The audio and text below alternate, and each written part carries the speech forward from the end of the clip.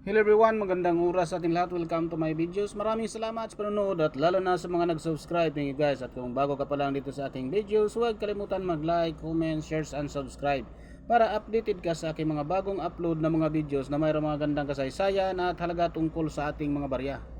Guys, ito yung napakagandang description sa ating $1 coins ng Singapore na mayroong taon na 2013. By Metallic ito guys. So about ito guys, about uncirculated condition, the trivial wear on high points of the design but the details of still sharp. Some luster may remain.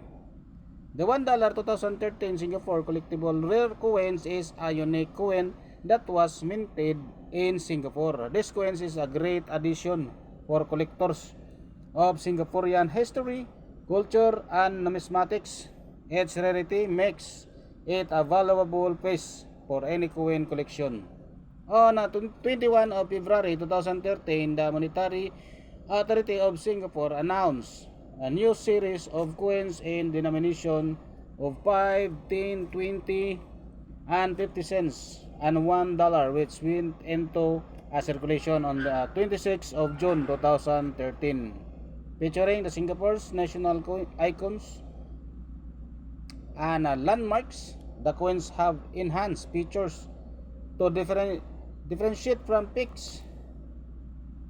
So ito yung ating obverse guys, with two animals and lions and tiger, coat of arms of Singapore surrounded by the word Singapore in Singapore's for officials language with Malay, Chinese, English, and Tamil date below.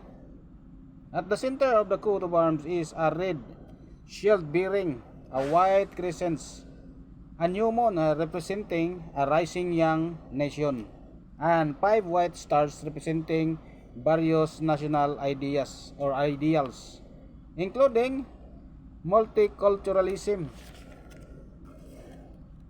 supported by the lion and the tiger representing Singapore and Malaysia respectively. Below them is a blue ribbon inscribed with a Mahula Singapura in gold Mali for onward Singapore, while the use of the coat of arms is restricted to the government. The symbol enjoys wide use on the national currency and state decorations and appears on the cover of the national passport, engraved by Christopher Ironside, Singapura, Mahula Singapura, 2013 Singapore. At ito naman guys ang ating riverside symbols, amulet, talisman, millions, tree or flower, plant, etc. orchids depicts the value and millions, and a laser mark micro engraving of the Vanda Miss Wakwim. The Merlion is the national symbol of the city-states of Singapore. It is depicted as a mythical creature with a lion's head and the body of a fish. Being of prominent symbolic nature to Singapore and Singaporeans in general, it is widely used to represent both the countries and its people in sports team, advertising, branding, tourism, and as a national personification and a patriotic emblem of Singapore nation. The Merlion was first used in Singapore as the logo for the tourism board. Its name combines Mer, meaning the sea, and Leon, the fish body, represents Singapore's origin as the fishing village when it was called Temasek, which means sea town in Javanese. The lion head represents Singapore's original name, Singapura, meaning Lion City.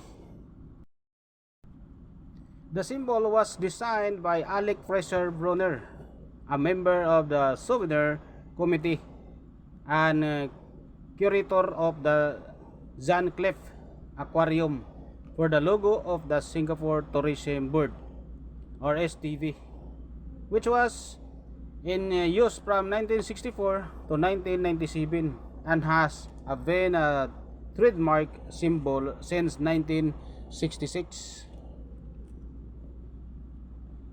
Papilionante Miss Joaquim, also known as Banda Miss Joaquim, the Singapore orchid or the Princess Aloha orchid, is a hybrid orchid cultivar that is the national flower of Singapore. For its resilience and year-round blooming quality, it was chosen on 15 April 1981 to represent Singapore's uniqueness and hybrid cultural. So ang engraver dito guys sa ating reverse ay si Fabian Lim sa ating $1 na Singapore. So yun guys, ang kanyang napakagandang history nito guys ng ating $1 ng Singapore, na talaga namang kinokolekta ito sa ating mga coin collector na mga professional, dahil ito ay napaka-rare. So maraming salamat sa panonood guys, at God bless sa ating lahat.